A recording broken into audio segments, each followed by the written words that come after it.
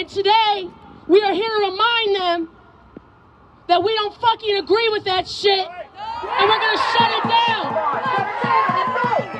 We're gonna shut it down for Palestine until they are free.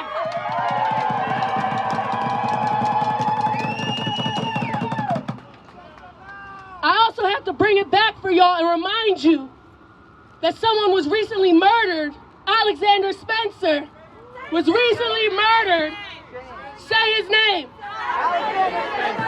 He was recently murdered by the PPD, and it is not just that the PPD is murdering civilians here, it is that they train with the IDF, and they learn how to brutalize us and kill Palestinians. Our struggles are interconnected, and that's why I'm so proud to see such a crowd of a multinational group. We have so many different organizations supporting, because this is what struggle and solidarity looks like. I would like to invite to the microphone a longtime organizer and fighter for liberation, not just black liberation, but also Palestinian liberation. Please give it up for Joel.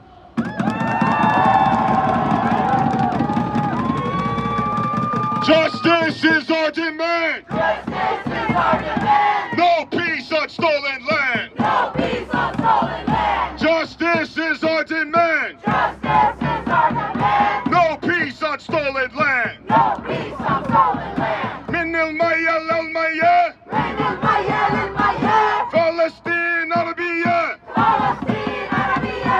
من المية للمية. من المية للمية.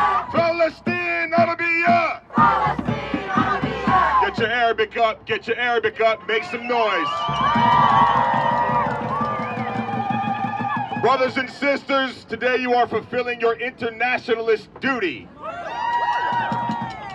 This call was put out by the Palestinian resistance and civil society organizations to stand with the people of Palestine today, March 2nd. And you are joining millions, tens of millions, hundreds of millions of people throughout the world.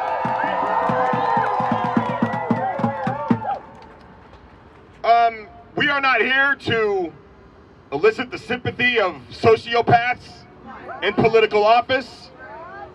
We're here to show them how isolated they are. Because I can tell you right now, they are isolated. The Zionists are isolated. They can't pull a crowd this size without paying somebody. You're out here to say we are in solidarity with the Palestinian people, but not just that. People all over the world have entered the war on the side of the Palestinian people. I want to talk because I know everybody saw earlier this week, on Sunday, Aaron Bushnell, who was in the U.S. Air Force, who martyred himself for the cause for Palestinian liberation on Sunday. We all saw that. I want to say rest in power, rest in peace, rest in pride, rest in dignity to Aaron Bushnell. Now, we live in a society where everything is fake and bullshit. We're conditioned by pop culture, the capitalist cultural production industry. Our political system is fake. It's all fake.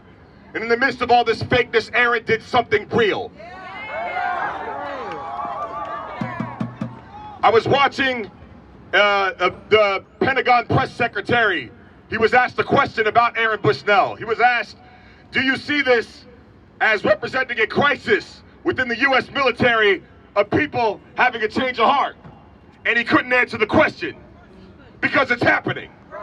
Because there are people, even in the U.S. military, that are seeing what the U.S. is complicit in, and I don't mean complicit as in looking away. I mean complicit as in directly participating in. And they're saying, I don't want to be a part of this anymore. That man said, I will not be complicit in genocide. The United States Air Force is helping, is assisting, is participating in.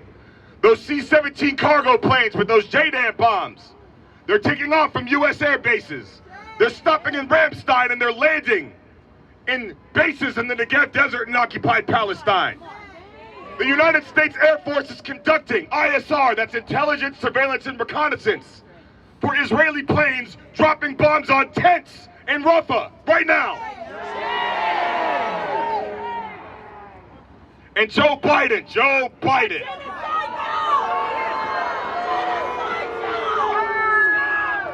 that man didn't say Aaron Bushnell's name once. He is too busy conducting genocide and eating ice cream.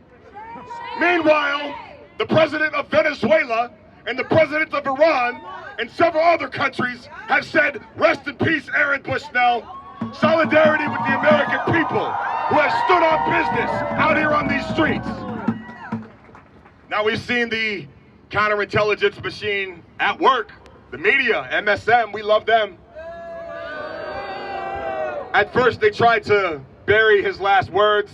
They said, oh, man set himself on fire in front of the Israeli embassy. We have no idea what his motives are. But then enough people shared his video, shared his statements, and they had no choice but to declare what his motivations were. To the point where they had to say it on CNN, the capitalist news network, and ABC, what his last words were. Free Palestine. All of this is indicative that the system is rapidly losing its prestige. And it is our job to put the final nails in that coffin. Brothers and sisters, we must never be discouraged in struggle. That's what they're depending on. I get it. No, this is waking up every day, seeing a new massacre, seeing another massacre before you go to sleep, waking up another day, seeing a new massacre, over 30,000 dead, the torture that they're subjecting the people to, the sadism with smiles on their faces, IDF troops dancing around with women's undergarments, people being run over with tanks, people using aid trucks as bait to shoot at people, starving people with tanks, shooting people with tanks. They are trying to demoralize you. They are trying to make sure that this stops happening, that people stop coming together. Because it isn't, land and resources is not enough for the genocidaires. They want your minds. They want your minds. And, you know, some people say, hey, it's been 5 months, I'm demoralized, we've been protesting, nothing's happening. Well, that's one way of looking at it.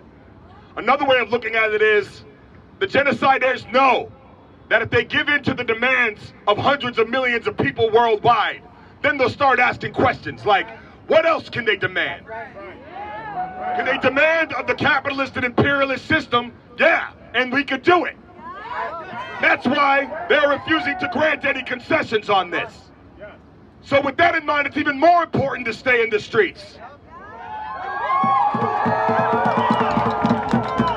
Brothers and sisters, you are not allowed to lose hope.